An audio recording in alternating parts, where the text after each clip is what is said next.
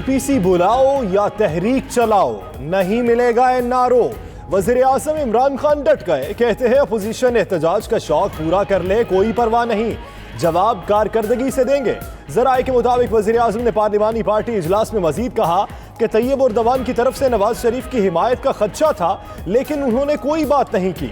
अरब मुल्क के सरबराह ने भी कहा यह पाकिस्तान का अंदरूनी मामला है।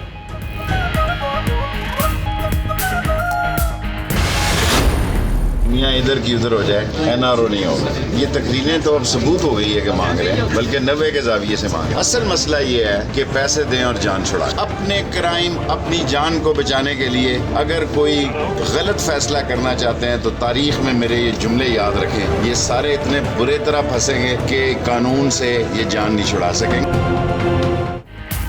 अमीर कतर ने किसी डील की बात नहीं की, किसी को एनआरओ नहीं मिलेगा, ये पैसे दें और अपनी जान छुड़ाएं। वजीर रेलवे शेख रशीद की मीडिया टॉक। मजीद बोले कि अपोजिशन मुजरिमों के हक में तहरीक चलाना चाहती है, मगर ये कानून से जान नहीं छुड़ा सकेंगे। समसाम बुखारी का कहना है डील का लफ्ज इमरान खान की किताब में नहीं है।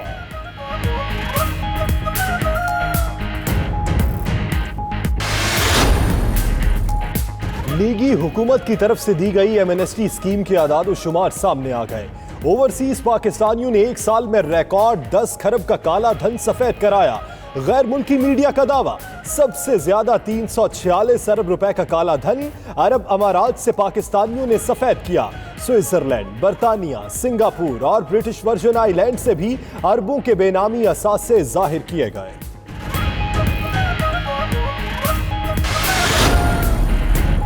अरबों डॉलर बैरूने मुल्क मुंतकिल करने वाले पाकिस्तानियों के नाम जाहिर करने का फैसला।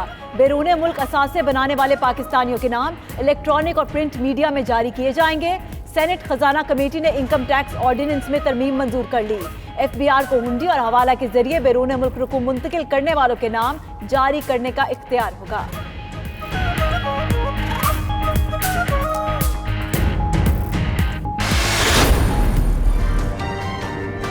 हमें कह रहे थे मिसाके जमहूरियत कर लें, लीडर ऑफ अपोजिशन ने ऑफर की हाउस में। जो ही बाहर निकले पता चला लाहौर में एक प्रेस कॉन्फ्रेंस हो गई है, ख्वाजा आसिफ साहब ही बदल गए।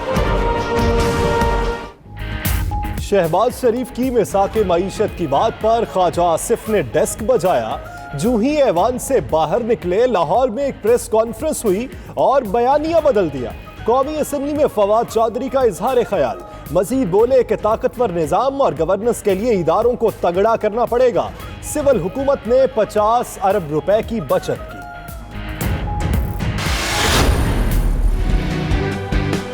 मैंने उस दिन एक वो पंजाबी का गाने को थोड़ा अमेंड किया था कि रुलते गए हैं पर चस भी नहीं आई, यानी चस भी नहीं आई।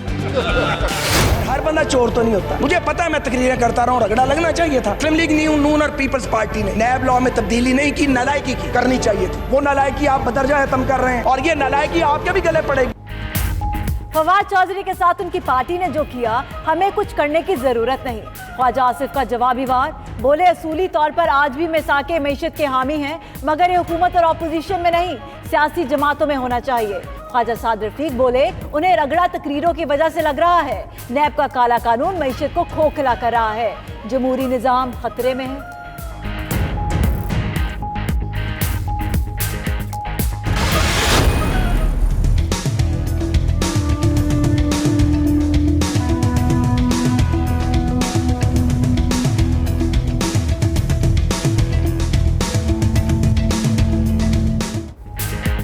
नंदीपुर पावर रेफरेंस में बाबर आवान बरी हो गए। परवेज अशरफ पर केस चलेगा। एहतसाब अदालत ने जस्टिस रिटायर्ड रियाज कयानी की बर्रियत की दरख्वास्त भी मंजूर कर ली। परवेज अशरफ, शुमाइला महमूद और रियाज महमूद की दरखास्तें मुस्तरद हुई। दरखास्तें न देने वाले मसूद चिश्ती और शाहिद रफी के खिलाफ भी ट्रायल होगा। सदर और वजीर आजम की बाबर आवान को बर्रियत पर मुबारकबाद।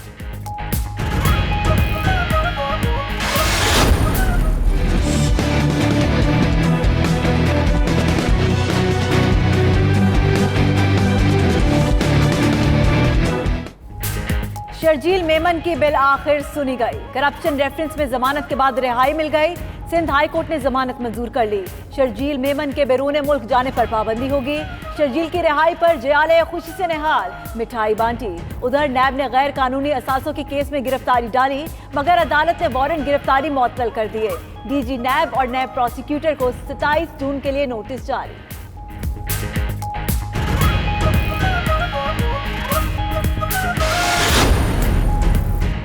बिलावल भुट्टो ने बजट मंजूर होने की सूरत में सड़कों पर आने की धमकी दे दी। कहते हैं बजट अवाम दुश्मन है, तारीख के सबसे ज्यादा टैक्सेस लगे और महंगाई हुई। नंदीपुर केस का फैसला वाज़ेह पैगाम है कि पीटीआई ज्वाइन करें या जेल जाएं। फाटा के जिमनी इलेक्शन में फौज को पोलिंग स्टेशंस के अंदर तैनात ना किया जाए। एपीसी में चेयरमैन सेनेट के रहने या ना रहने का फैसला भी होगा। बाबर साहब का जो बरी कर दिया गया, और मैंने कहा अगर वो नहीं होंगे तो कौन होगा? इस तरह तो होता है, इस तरह का काम है। वो बरी नहीं होंगे तो कौन बरी होगा? नंदीपुर केस में बाबर आवान की बरियत पर आसिफ जरदारी का रद्द अमल। बोले इस तरह तो होता है इस तरह के कामों में। आसिफ जरदारी सेल्फी बनवाने के लिए आए कारकुनों पर बरहम हो गए। बोले क्यों मार खाओगे?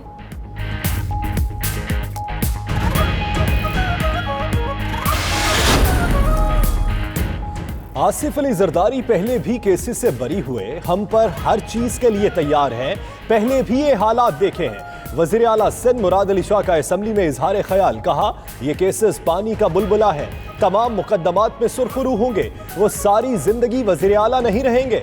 करप्शन के नाम पर सिंध को दानिस्ता बदनाम किया गया। नैब में सबसे जायद केसेस पंजाब के हैं।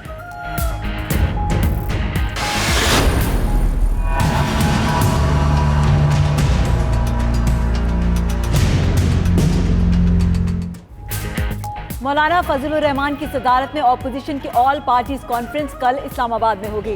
पीपल्स पार्टी, नून लीग और दीगर जमातों के वफूद शिरकत करेंगे। मरियम नवाज भी वफ्द के हमरा एपीसी में शरीक होंगी। इजलास में हुकूमत के खिलाफ मुश्तरका हिकमत अमली अपनाने पर गौर होगा। जमात इस्लामी एपीसी में शिरकत से इनकार कर चुकी।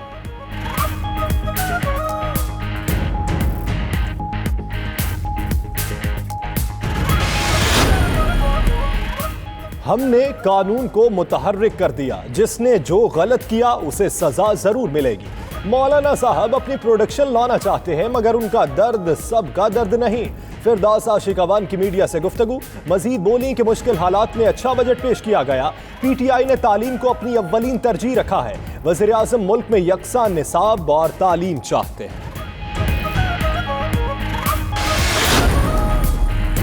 20 साल से सियासत में तो नहीं हूँ, फिर भी हाउस अरेस्ट और जलावतनी जैसी सजाएं भुगत चुकी।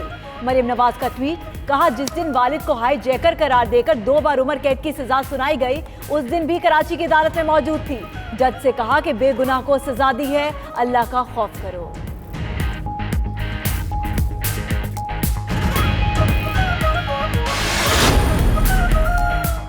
पंजाब का आइंदा माली साल का बजट बासानी मंजूर। पंजाब असेंबली ने बजट के तमाम 43 मुतालिबात ज़र की मंजूरी दे दी। अपोजिशन की कटौती की तहरीकों के बाद ग्लूटेन का नफाज करके बाकी मुतालिबात ज़र मंजूर किए गए। पंजाब असेंबली कल फाइनेंस बिल की मंजूरी देगी, जिसके बाद ज़िमनी बजट पर बहस का आगाज होगा।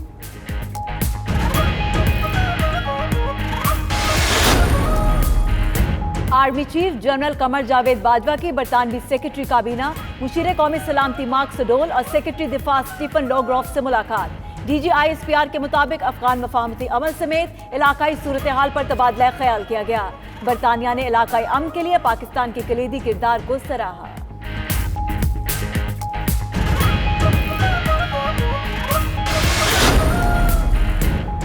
पाकिस्तान और यूरोपीय यूनियन के दरमियान नए तस्वीराती ताउन मंसूबे पर मुआहिदा तय। ब्रसेल्स में तकरीब में यूरोपीय यूनियन की आला नुमाइंदा फेडरिका मोगरिनी और वजीर खारजा शाह महमूद कुरैशी ने मुआहिदे पर दस्तखत किए। शाह महमूद कुरैशी का कहना था कि प्लान तजारत व सरमायाकारी, नकल मकानी करने वालों के उमूर, पायदार तरक्की में ताउन फराहम करेगा।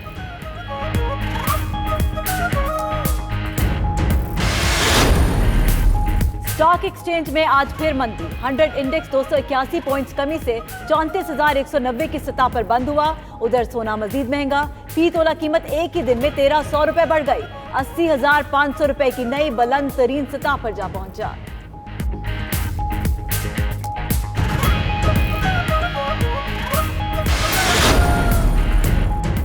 लाहौर के इलाके मनावा में 15 साला लड़के को मुबैना ज्यादती के बाद कत्ल कर दिया गया। 15 साला अहमद रेहान को 3 अफराद ने मुबैना ज्यादती का निशाना बनाया। पुलिस ने मुकदमा दर्ज करके नामजद 2 मुल्जिमान को गिरफ्तार कर लिया।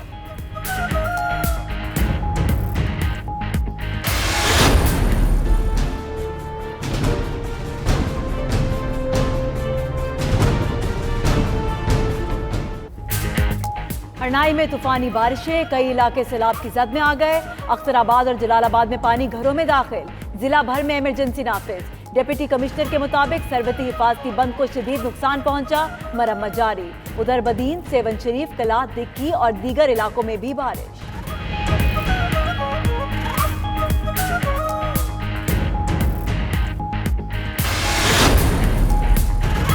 सोशल मीडिया पर किरदार कुशी की मुहिम। अली जफर मामला FIA में ले गए। कहते हैं विफाकी तहकीकाती इदारे को तमाम शवाहिद दे दिए।